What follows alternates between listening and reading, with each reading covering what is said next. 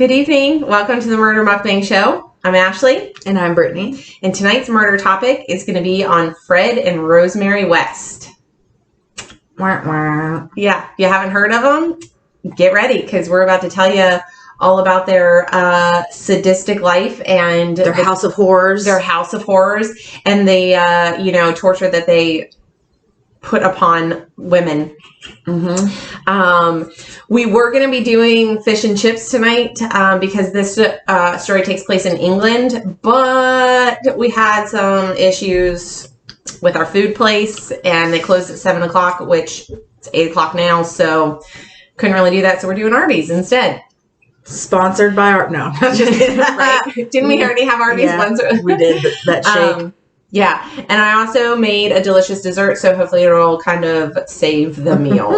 It's a blueberry cream angel food cake type thing, so we'll see how it is. I've never had it before, first time making it, so we'll see. If it's good, I'll put the recipe in the link. Sounds good. So you ready to get started? Yep. All right. So I'm going to start talking about Fred West. He was born as Frederick Walter Stephen West. So already this guy has 4 names, so you know he's going to be a psychopath. Okay? Just going to throw that out there. I feel like we have this a lot. Yeah, because there's something about 4 names. So several people that we've talked about on our episodes have had 4 names. And yes. So he was born September 29th, 1941, in Bickerton Cottage, Muchmarkle, Herefordshire, England. That's a lot of names. He was the first surviving son of Walter Stephen West and Daisy Hannah Hill West. His father was a disciplinarian and his mother was very overprotective. I'm assuming because he was the first surviving child and, she didn't want to lose him, which is understandable. They were very poor. They didn't have electricity during this time era because they were like laborers and worked on farms and stuff and they couldn't afford electricity. Plus, Daisy had given birth to 8 children. Only 6 of them survived. So they had a bunch of kids that they had to support as well. So they basically had nothing. So during, the 1940s, kids were kind of expected to pull their weight around the household in order to survive.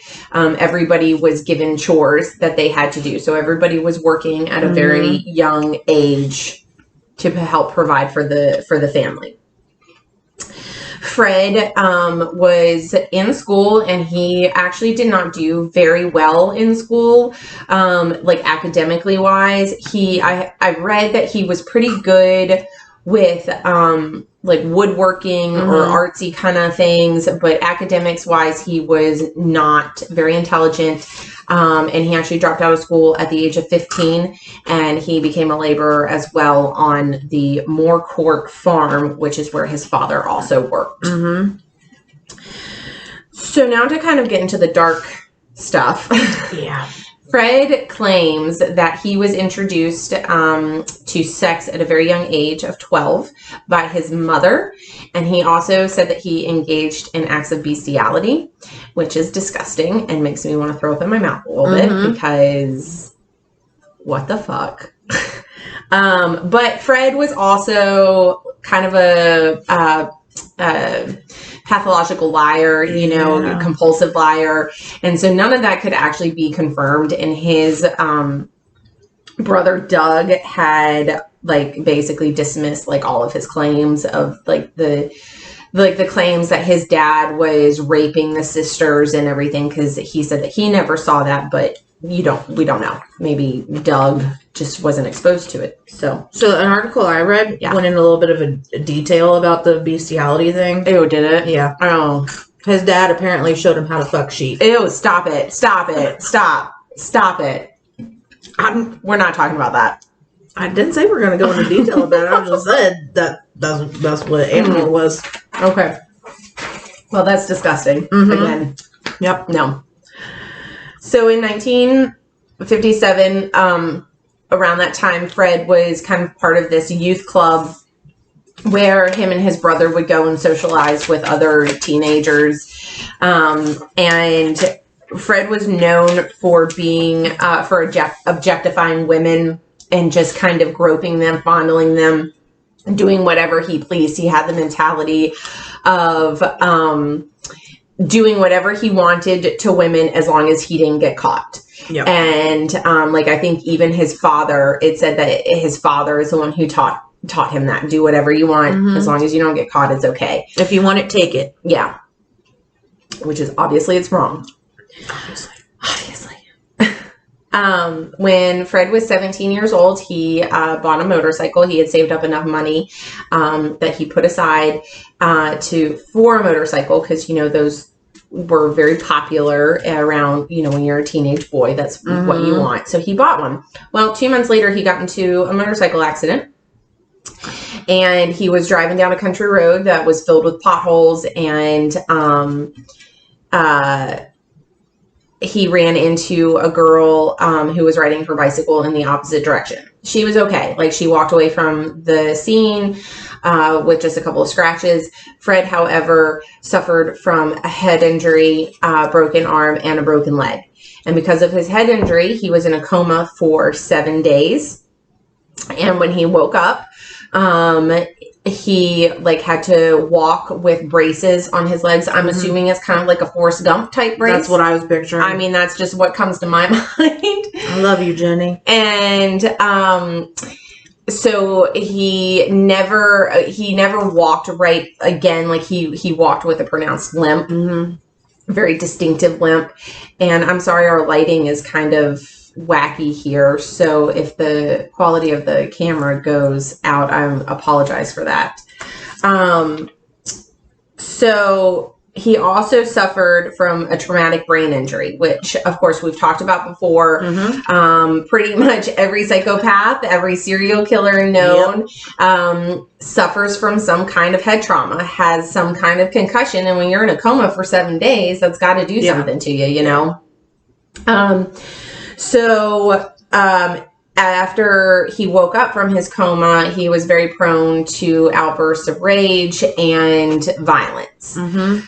Well, so 2 years later, after he's recovered from his motorcycle accident, he suffers from another brain injury because this time he was on a fire escape with a young woman. And he groped her, she slapped him, and he fell 2 stories off the fire escape. Karma. Yeah. Don't fucking attack. Just, what the hell? Oh, God. Okay. Well, there's our life. Well, guys. Stand by. What the fuck? And we're back. So, we have light now. Light situations fixed, you guys. Yeah. It's actually plugged into a wall this time, so that's great. Sorry about that. So, where was I? Oh, talking about him groping another woman and getting another head injury. So, karma's a bitch. So then, in 1961, Fred's sister Kitty actually came forward and told her mom, Daisy, that she had been raped, she was being raped by Fred for a number of years at this point, and she was actually pregnant with his child. So, they go to the police arrest Fred, and he didn't admit to raping his sister, because I mean, I think he thought that incest was normal, so he didn't think he was doing anything wrong. And but at that point he had admitted that he had been like molesting and raping young girls within the community, and he just had never gotten caught for it. Well, so they were going to go to trial with this, but then Kitty, I guess, gets afraid, and she decides that she doesn't want to testify against him. And his mom was actually going to testify, like, in his defense. And so the whole case kind of just fell apart, and he was actually never convicted of raping anybody. Yeah, that's just a family just fucking each other, you guys. So it was like normal. Yeah, normal behavior for them. So the family at that point kind of disowned him. They wouldn't talk to him anymore. So he had to move in with his aunt, who lived in Much Markle. But then a year later, he reconciled with his parents, and And did you like read anything about the child that he supposedly had? No, me neither. I couldn't find anything. Like, did she give birth to it? Did she have it aborted? Like, there was nothing else. Like, the documentaries that I watched didn't talk about it. The articles I read didn't talk about it. So we don't know what happened. It's just a mystery. So. In 1962, Fred became reacquainted with an old friend that he actually had dated back in 1960. They had dated for a couple of months, and her name was Catherine Bernadette Costello. She went by the name of Rena. And in November of 1962, her and Fred had actually they got married. However, Rena was 5 months pregnant with another man's child. I think there were a couple things that said Pakistani, and there was another thing that said Asian, but Pakistan is part of Asia, so we're just going to say Pakistani. Yeah. And so during 1960s, interracial couples were very, very frowned upon. And so the baby that was born, Charmaine, when she was born in 1963, Fred had told his family that Rena had miscarried, and when that had happened, they decided that they wanted to adopt a Pakistani child. So that's not true. That's not what happened. And then in July of 1964, Rena actually gave birth to another child. Her name was Anna Marie. So with, them having two children together, Fred and Rena had an on-again, off-again relationship. It was an abusive relationship.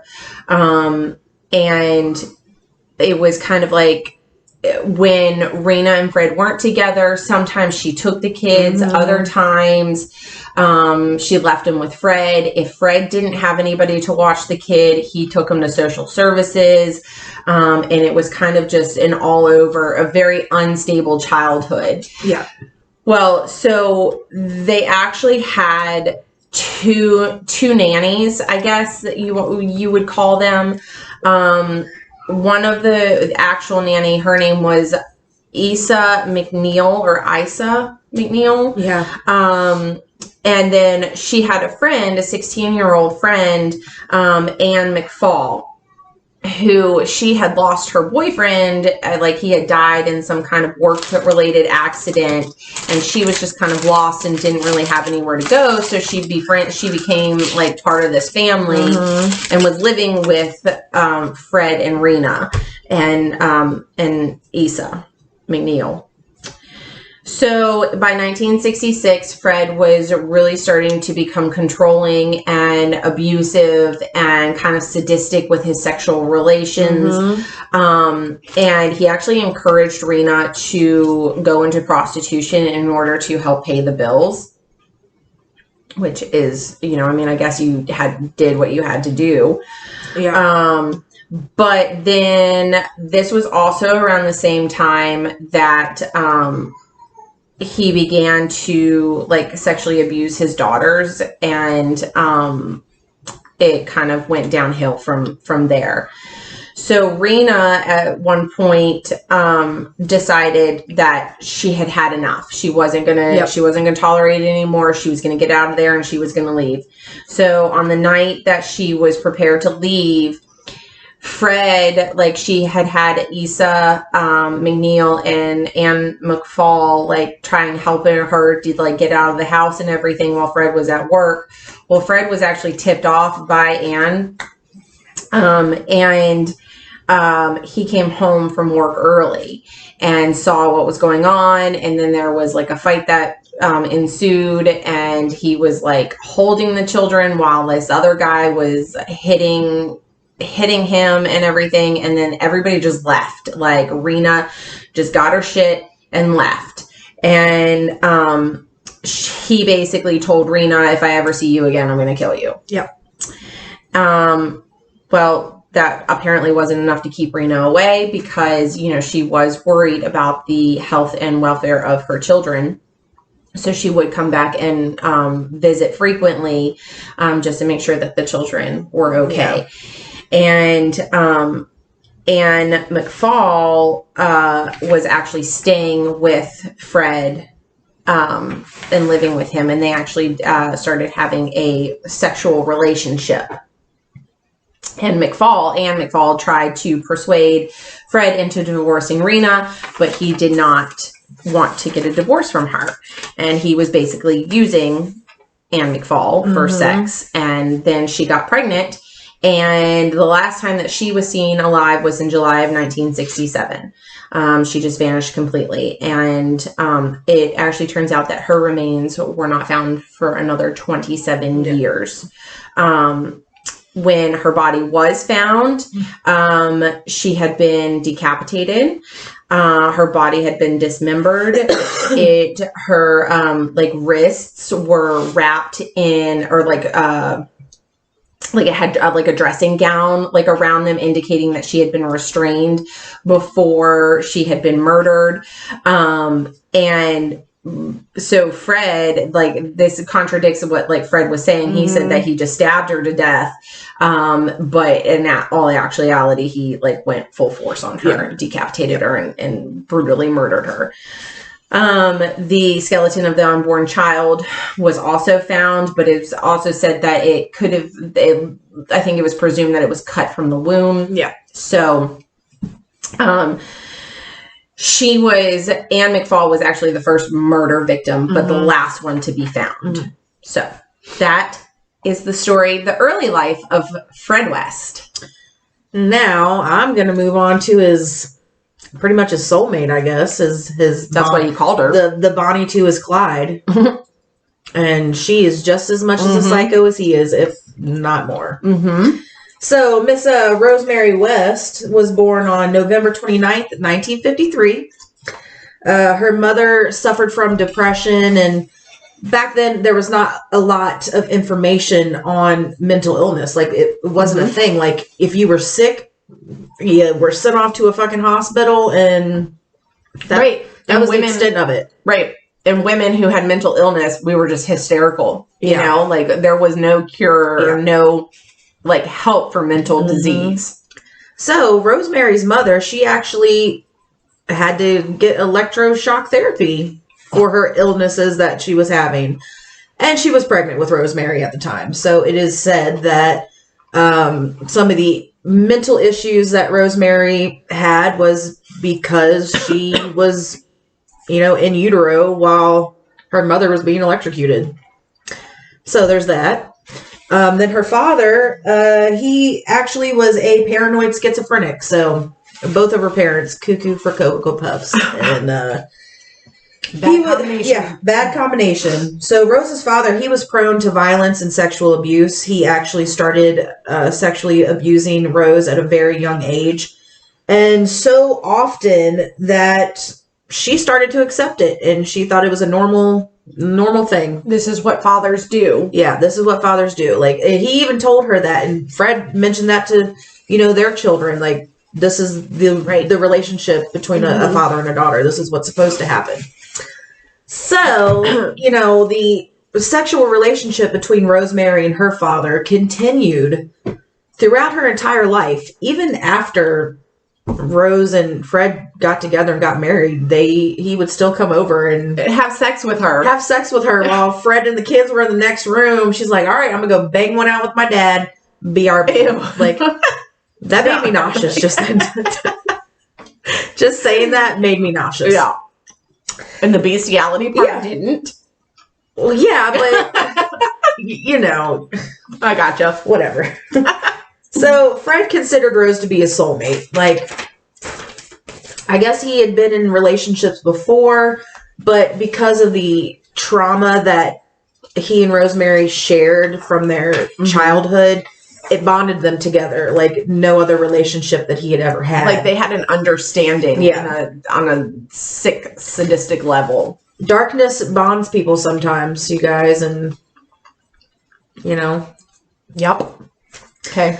Anyway, so Fred and Rose actually met at a bus station when she was 15 years old. So obviously Mr. Fred West has a thing for I'm going to say children. Yeah. Because when you're 15, you're a child. Mm-hmm. Anyways. You are. So most people don't like to think so. Yep. So Rose thought that Fred was actually a homeless person at first when she met him because he was a scraggly looking motherfucker. And we'll put some pictures up. A lot of people said that he was good looking. And when he was a child, yes, he actually was a really... Like before his motorcycle accident. He was a really beautiful child, yeah. You know. Blonde hair, blue eyes. He, like, blue piercing eyes. He was cute. And a lot of people thought that he was cute in his older age, but... Ugh. No. His teeth? No. Ew, God. His teeth are... No. Hard pass. Anyway. So, she thought he was homeless, but she was very flattered at his persistence. Like, I guess he was a charmer, and he knew how to talk to the ladies, I guess. So, they ended up moving in together, and Rose became pregnant at 15. She gave birth to Heather Ann, which was their first child together, in October of 1970. And unfortunately, motherhood did not come very easy to Rose. Like, she was not a good mom at all. She seemed to suffer from a learning disability, which, as we said earlier, could be because she was electrocuted as a fetus. She objectified her children, almost treating them like dolls or toys, or she would dress them up, you know, go out in public, kind of show them off a little bit, and she would be a completely different person to them in public than she was at home with them. At home, she was extremely strict. She was a very strict disciplinarian. Like, it was the same as her father. I guess when you're taught something, it kind of just, you take that with you when you become a parent. So she was very strict. The children's upbringing was very regimented. They weren't allowed to go out and have friends. They went to school. They came home. They did their chores. That was it. That was their life. And they played with each other. Charmaine, which was the child that Rena had with one of her Johns before her and Fred got together. Charmaine was the one who received the most discipline out of all of the West children. In June of 1971, Fred was spending 9 months in prison for theft. During that time, Charmaine just disappeared. And I'm sure you know where we're going with this because, as we said, Rose was very hard on Charmaine, and she was raising all these children by herself, and she took all of her anger out on this child. So she disappeared. And when Fred came home from prison, Rose had told him, I killed her. She had kept her body because she didn't know what the fuck to do with it. It was like on the property somewhere. Yeah, like buried in the garden, like not very deep. Like it was something that could have been found very easily.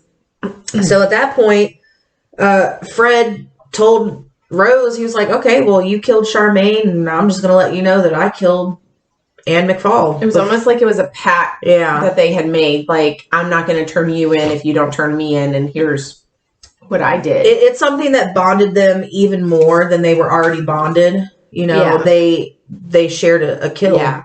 You know, they shared a very dark secret with each other, and that was like what set everything in motion. From that point on, when they knew that each other had killed somebody, I don't think there was any turning back at that point for them. Yeah. Rena had come looking for her child, of course, because that's what a mother does. And I'm not saying that Rena was any kind of top-notch mom, because she wasn't. She had alcohol and drug problems. She was a prostitute. She pretty much left her children. I don't care if my ex-husband is going to threaten me or not. If you have my children and I don't think they're being taken care of properly, I'm going to come get my fucking kids. Yeah. One way or another, I'm getting my kids. Yeah. So I'm not going to sit here and say that she was a good mom, because she wasn't. But she did come back every once in a while to check on the children. So when she came back, this posed a problem for Fred and Rose, because she was sniffing around, asking too many questions, and Charmaine was fucking dead. Buried in the fucking kitchen underneath the floor. Rena was last seen alive in the fall of 1971. Her dismembered remains were found in a field in Muchmarkle, which is the same place that he buried Anne McFall. It was like his own little private Garden cemetery out there. Yeah. Garden of Death. Yeah, so with Rena dead, he was free to marry Rose. Okay, so I've got a question about this. So it's like he couldn't marry Rose because he was still married to Rena. Mm-hmm. They didn't get a divorce, and then all of a sudden Rena just goes missing. Yeah. And he's like, well, now I can get married. Like, did anybody not question what happened to Rena? Like, and why he was like, oh, now it's okay for us to go ahead and get married. Okay, so I feel like a lot of these stories that we talk about, the ball is dropped because of the police that are working on the cases. Yes. Unfortunately, the law enforcement that are the investigators that are on these cases, for some reason, just weren't doing their fucking jobs that day. And I have the utmost respect for law enforcement, but sometimes stuff falls through the cracks and people are not doing their jobs properly. And that's how things like this continue to go on for so long, is because things are not investigated the way that they should be investigated. Like, if Rita's disappeared and you know that Fred and this other bitch were trying to get married and they couldn't because Rena was still in the picture, and then she just disappears, wouldn't you put your little investigation cap on and be like, there's something fishy going on here. Something's up here. Yes. So, anyway, they got married in January of 1972, and they moved to 25 Cromwell Street in Ledbury, which is known as the House of Horrors. And we'll go into that. That's the infamous house that they lived in. So the neighborhood was filled with drifters and people that couldn't be traced. Ideal pickings for Fred and Rose. Like, they looked for young, stupid... I don't like to use the word stupid women. Well, but they were... they may not have been stupid, but they were young. They did not have strong family ties. They were drifters, runaways, drug abusers, prostitutes, etc. So, they were not the smartest. Anyway, so in 1972 in November, the couple encountered Caroline Owens. She was hitchhiking on the side of the road going back from her boyfriend's house. She did this often. Like it was a common thing for her to do. Yeah, so they picked her up on the side of the road, gave her a lift. During the car ride, Fred and Rose had started talking to Caroline about their children, how many they had, asked if she was interested in a nanny job, a live-in nanny job for her to come live with them and take care of the children. Which is so weird. I mean, I guess not flag number one.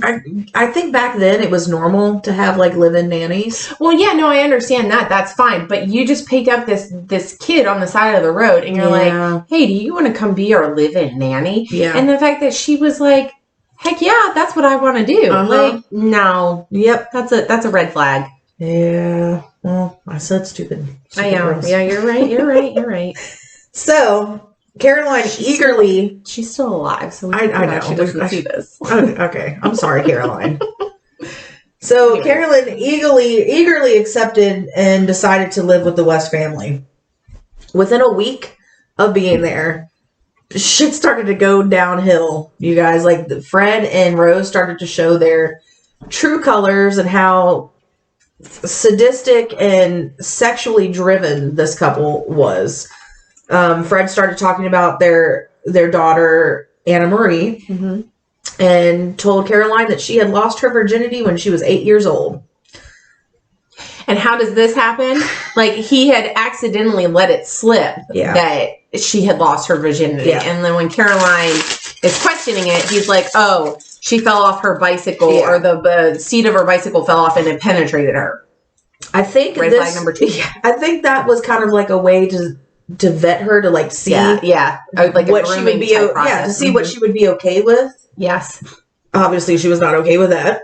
So after they had that conversation, Fred and Rose started to proposition Caroline to join these sex circles that they were a part of. Well, Caroline wasn't interested because they're fucking gross. At this point, they were in their 40s or at least late 30s. Yeah, something like that. Neither one of them were attractive at this point, and Caroline was a young, pretty attractive girl, and she's like, "No, y'all are fucking gross. I'm out of here. Peace out, y'all. Hope you find another fucking nanny that wants to do gross stuff with you, because I'm not gonna do it."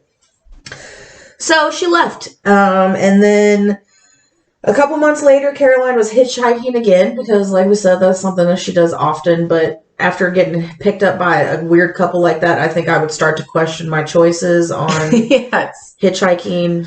And maybe not do it anymore. Yeah, maybe not do it anymore. But that's just me. Guess she really wanted to see her boyfriend. Yeah. Anyway, so Rose and Fred, they see her on the side of the road, and she's very hesitant to get into the car. Understandably, because they're freaks. But Rose ends up convincing her to get in the car. And they apologized to her. They said, "We're really sorry that happened like that. That's not how we really are. Can we please make it up to you and at least give you a ride home?" And she was like, "All right. Fine. I'll just climb in the back seat." Stupid. While in the car, Fred asked Caroline if she had sex with her boyfriend that day. Well, Caroline was like, no, and maybe you should stop talking about that stuff because I'm not going to have sex with you guys. Pretty much. That's not exactly what she said, but I'm putting it was something along those lines. Something along those lines. So Fred then looks at Rose and is like, check and see. Oh, yeah. Yeah, I forgot about this part.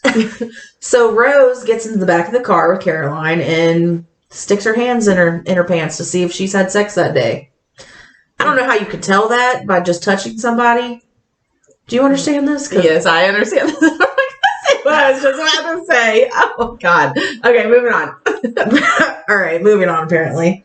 So, Rose started groping and fondling Caroline, and Caroline fought back. Fred at this point, pulls the car over and just starts beating her in the face until she passes the fuck out. When she comes to, she has her hands tied behind her back with her own scarf. And her head is taped up. When they drove back to their home on Cromwell Street, they held her captive in one of the bedrooms where they raped and tortured her. They talked about her genitalia like they were doctors, like just commenting on it, describing it, saying that it was weird looking, or like just really freaking weird like behavior. Yeah. So, they were talking about her genitalia. At one point, Fred was alone with Caroline and raped her, obviously. And afterwards, he started crying and said that if she promised not to tell anybody, promised not to go to the police, and to come back and work for them, be their live-in nanny, he would let her go. So, fearing for her life, obviously, she agreed. I mean, I would too. I'd be like, I'll do whatever the fuck you want. Just please don't kill me. Let me go. Yeah, seriously. So he let her go. Like an idiot. There's a lot of stupid decisions in this story. I know. So Caroline went straight to the fucking police. Rightfully so. Rightfully so. Smart girl. That was a smart choice that time, Caroline. I'm glad that you did that. Although nothing came about it. But anyway. Right. Fred and Rose were charged with kidnapping, but Caroline was too afraid to testify in court against them. So they were charged with a fine of 25 pounds per person. Per person. So that's $32 a piece. Big ol' whopping $64 fine for torturing and raping somebody. Way to go. Yeah. UK investigators. Great justice system. Great job. So this was kind of the turning point for Fred and Rose, and I think kind of there was a little bit of like a distrust issue between Fred and Rose because he had let Caroline go, and now they knew that they can't get rid or can't let any of their victims go ever, and two, they need to figure out a way to dispose of the bodies. So, like we had said earlier, Fred and Rose had targeted the young, vulnerable girls in their neighborhood, the prostitutes, runaways, people who didn't have strong family ties. Basically people that were not going to be missed. Mm-hmm. That way, when they killed them, then it would be longer that their bodies would be found, and therefore less likely for them to get arrested. So it's not 100% known what Fred and Rose did to their victims once they got them back to the house. All we know is that they were tied up and tortured. Don't know how. I'm assuming that it's probably very similar to David Parker Ray and his little toy box, but we don't know. And so they would strap them like to the ceiling and let them hang from the ceiling while Fred and Rose would have like sex underneath of them. And then after they were done with them, they would then kill them. All of the bodies would be dismembered, heads cut off, pieces like shoulder blades missing, toes missing. So like a lot of the bodies that were found were not whole. Yeah. Which is kind of weird. Like it's not weird because serial killers take trophies off of their victims all the time. But just the fact that like, a shoulder blade was missing. Who's going to take a fucking shoulder blade? That's a weird trophy to take. Right? First of all, how do you even get the shoulder blade out of the body? I mean, I don't know. I don't know if he like let the bodies decompose and then he would take them off. I don't know. I don't know. There's a lot of unanswered things. There about really this are. Story. A lot of unanswered stuff. So once the cellar in their house was filled with bodies, they couldn't bury any more in there. Fred poured concrete over the floor and then turned the basement into their children's bedroom, which is fucking creepy. I bet you that house was hella haunted. Yeah, probably so. Yeah. I can imagine. So for over the next 14 years, Fred and Rose would continue with their killing and torture of women. Mm-hmm. So I'm gonna dig into some pie. So in June of 1987, Heather, which was their oldest daughter together, they had children that were older. Well, they had one because we already know what happened to Charmaine. Yeah. But Heather was the oldest child that was shared between Fred and Rose. So she was starting to become a problem. So what happens? They murdered her. Because that's what they do. Mm-hmm. Murdered their own child again. While the other children were at school one day, she was home and they killed her. They were also sexually abusing this daughter too. Like all of their daughters were sexually abused the entire time they were growing up. Yep. So Heather was being sexually abused. And she had started talking to her friends in school about what was happening to her and what was happening in their house in general. So she became a liability. And they had to fix that. So they killed her. Her body was found underneath the patio. She was the first body, I think, that was buried outside. Yeah. So she was the first one after they had filled up their fucking cellar with all their bodies. She was the first one that was buried in their garden outside. Her body was undiscovered for 8 years. Fred and Rose would even joke around with their other children and say some shit like, you don't want to end up underneath the patio like Heather. Like, that was a running joke in their household. How? Like, how are you a parent and you kill your child and it's buried in your backyard and you threaten your other children? If they misbehave, they're going to end up like the other one. Like that is sadistic. Mm-hmm. So the police started to question this, where Heather was at, because it was being joked around all the time. Like the other children were talking about it in school, joking about, oh, if we don't behave, we're going to end up like Heather underneath the patio. So the police finally started doing some fucking investigating at this point. So Rose's story kept changing when the police were starting to question her about Heather's whereabouts. And the police got suspicious about this. So They obtained a search warrant. And on February of 1994, a warrant was served for 25 Cromwell Street, and they began to dig up the patio, which is where they suspected Heather was buried. Well, when they were digging up the patio, guess what? They found 3 fucking femurs. And last time I checked, the human body only has 2. Yep. So the police were like, uh-oh, guess what? There's not just one body here.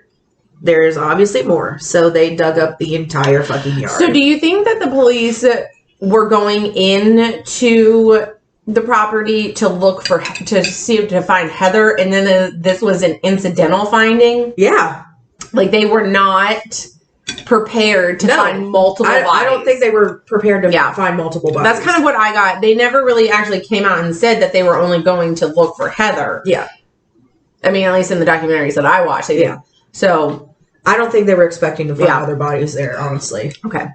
I agree. So when they found that 3rd femur, they're like, oh shit, well I guess well, I guess this is gonna be a long night, guys, because it's not just one body here. Mm-hmm. So they dug up the entire, garden area. Fred was arrested, and he was all right. So when he was arrested, when they were doing this search, the whole time he was just like, I don't know what you're talking about. What? There's a body under there? Really nonchalant about everything. He just didn't think he was going to get caught.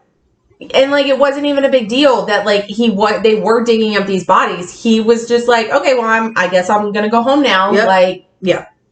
Went to go put his jacket on, and they're like, whoa. Not all there in the head, guys. It's one of those 2 brain injuries. Yeah.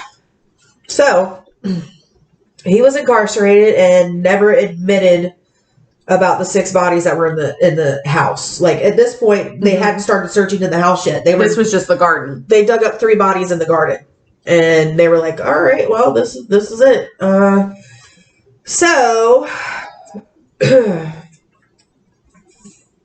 the police further in their investigation into the house. Once they dug up the bodies in the garden, they were like, "Well, we only suspected 1 body out here, but we found 3, so maybe we should search the house." Yeah. So they started searching the house. They tore the house down. Yeah, they tore the house down. I guess they had to get into the basement and started digging in the cellar, and the house had to come down. Yeah. So they found the 6 bodies that were buried in the cellar. Mm-hmm. Many of the bodies, like Ashley had said earlier, were missing pieces. Shoulder blades, fingers, toes. Mm-hmm. Also, in a couple of the videos that I watched, it said that some of them that weren't decomposed as much, their heads were still wrapped up with the tape that they used on all of their victims. That's one thing that is known that they did. They taped up their heads and forced straws into their nose so they could still breathe while they were taped up being tortured and raped. So some of the bodies were found with the tape and the straws still shoved in their nose. Yeah. That's terrible. Yeah. All right. So Fred and Rose together were charged with 9 murders. And I'm just going to go over the list really quick and just give their age and the date that they went missing. Linda Goff, 21 years old, went missing in April 1973.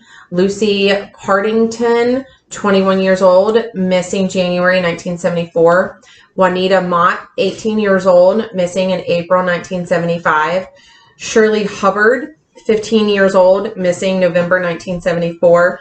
Teresa Sigenhaller, not sure if I'm pronouncing that correctly, 21 years old, missing April 1974.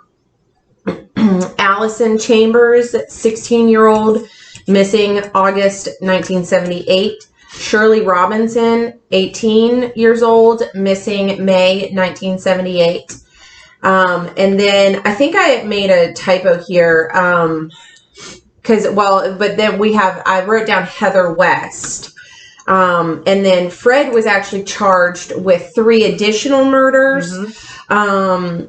Rena Costello, Charmaine West, but he didn't kill her. That was Rose had killed her, and then Anne McFall. Yep. So in January, So they were waiting trial. And for, these 9 murders, 12 murders for Mr. Fred here. And him being the coward that he is, what does he do? That son of a bitch fucking hangs himself in January 1st, 1995. And so I'm not going to read the entire suicide note that was left, but it was pretty weird. And what actually at the bottom of the suicide note is what I'll talk about. He had drawn gravestones. First of all, how did he write this note? Because he was illiterate. I don't know. I mean, maybe he wasn't so illiterate. I don't think he was illiterate that he couldn't write. I mean, he went to school. Yeah, but I thought one of the videos said that when he dropped, because he dropped out before he finished. I mean, he was dumb. I'd like to see this letter, this handwritten letter, and just count how many grammatical errors are in it. Right. Yes, exactly. So he drew gravestones, and on it he wrote, "In loving memory, Fred West, Rose West, rest in peace. Where no shadow falls, in perfect peace he waits for Rose, his wife," which is fucking weird. He kills himself and then he's like, "I'm gonna wait for you, Rose. Don't worry," and whatever. So Rose was actually convicted of 10 murders for Charmaine, and then she was sentenced to life in prison. And the House of Horrors at 25 Cromwell Street was torn down and is actually now turned into a walkway, a pathway, for people to get to walk on, obviously. So that's our story about Fred and Rosemary West. Walkway, lead me to the building. It's just fucking weird. So why do you think he killed himself? Because obviously he was a coward and didn't want to face the music, but I think because Rose completely rejected him. Yes. Mm-hmm. When they were together in the courtroom, Rose would not even look at him. She gave him the cold shoulder big time. He would try to get her attention. He would try to motion for her and confess his love to her in the courtroom, and she just she's like, nah. Didn't even look at him to see that he was there. Wanted nothing to do with him. And that fucking killed him. Yeah, that destroyed him completely. He already said Rose was his soulmate, and they shared so much together, so much darkness, and I think that crushed him. I think so too. I agree with you, and that's why he did it. I mean, obviously, because yes, he was a coward and he didn't want to have to go to prison, but he was more devastated by the fact that Rose denied him. He even tried to take full blame for all 12 of the murders and say that Rose was completely innocent. Of course, after she rejected him, that story kind of changed a little bit, but I think that once she rejected him, he just lost it. He's like, I don't even want to be here anymore. She was my one reason for living, and she doesn't want me anymore, so I don't want to be here. Yeah. So he hung himself. Also, I question that as well, that he hung himself, because one of the videos that I watched, it showed how he made the noose that he used, and it was braided. He took a lot of time to make this noose. How'd this happen? Under surveillance. Oh my god, we're not going to get into conspiracy theories. The motherfucker hung himself, okay? Hanged himself, whatever it is. So he hung himself. Pish posh applesauce. That's Fred and Rose West, guys. She's still alive, by the way. Yep. In prison. Still serving her time. So if you want to send her some hate mail, and I'm just kidding. I don't know her fucking address. I'm sure it wouldn't be hard to find. No. Anyways, thanks for watching, guys. It's going to be a couple weeks before we get another video up because somebody's got to take a freaking vacation. Did you hear this? Gosh. I need a vacation. Leaving us short-staffed at work. Look, I'm not even going to be gone a full week. Whatever. You see this? Right, she is. It's Thursday through Wednesday. Yeah, but we're closed on Sundays. It doesn't matter. And only open half days on Saturday. Anyways, we're going to be back in a couple weeks with a new story. Hopefully she'll think of something while she's on vacation. Yep. And so thanks for watching. This is Murder Mukbang Show. You kill them, we girl them. have a good night. Bye. Bye, guys.